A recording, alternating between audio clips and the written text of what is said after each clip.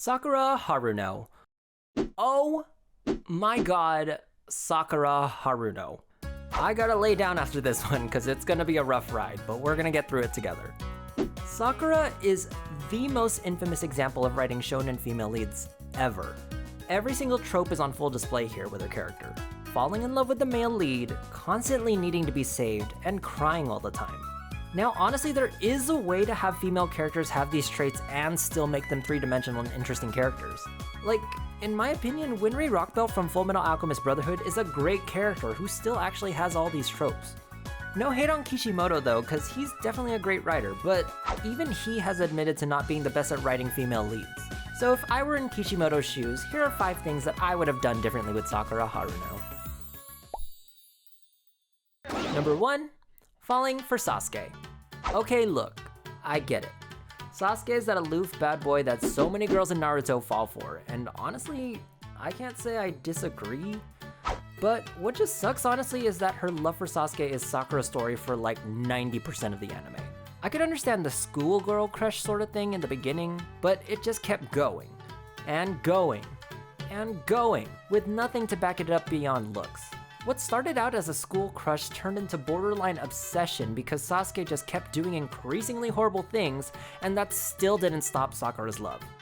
I can see things changing in one of 2 ways. Either have more scenes developing that Sasuke actually does have feelings for Sakura also to give her love for him a little bit more foundation, or have her step away from Sasuke entirely once he left the village and use that experience to fuel her drive to become a strong ninja, which she kinda does, but honestly just never fully commits to it. Number 2, give her a backstory. What's Sakura's backstory? Like, what is it? No one knows. What was Sakura's childhood like?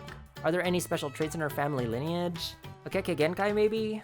A solid backstory is a foundation of which you give your characters motivation, drive, and a place to grow from. Like, let's look at Team 7. Naruto is this orphan boy with a beast sealed inside him and grew up with the whole village despising him. Sasuke is the last surviving member of his clan after witnessing his older brother killing the rest of the clan. Sakura got into a fight with Ino over Sasuke.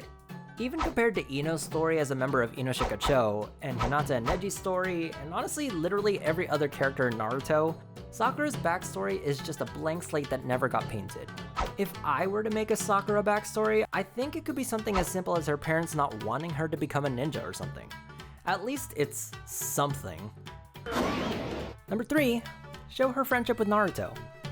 One of my friends pointed out to me a particular scene in the last Naruto movie that really had me thinking. Sakura and Naruto have this scene where Sakura gives Naruto a bit of friendly advice regarding Hinata. Something so simple made it so clear to me though. Among the members of Team 7, the bond between Sakura and Naruto was not nearly as explored as both of their respective relationships with Sasuke. I want more Sakura-Naruto friendship screen time. Giving Sakura that additional role as Naruto's main confidant would have been a cool dynamic to see. And to be clear though, no, I am not shipping them. I'm just saying seeing them in more one-on-one scenes together would have been nice. I think if the friendship was showcased more, it would have added a lot more impact to the scenes like the one in the Ninja War arc, where Sakura literally grabs Naruto's heart to keep it pumping. If that ain't a true friend, I don't know what is. Number 4, give her unique abilities. Oh my god.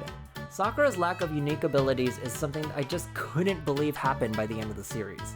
For one of the series' main characters, she literally has nothing to call her own. Back at the beginning of Naruto, her 2 main qualities were that she was smart and naturally gifted at chakra control. But the smart thing never really went anywhere, and Shikamaru pretty much filled that role. Then her chakra control ultimately led her to becoming a carbon copy of Tsunade, forehead and all.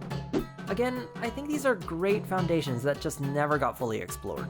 Like, what if her inner Sakura became some kind of switching ability like Sukuna and Itadori in Jujutsu Kaisen? Or what if her chakra gave off this distinctive pink glow when it was controlled to such precision?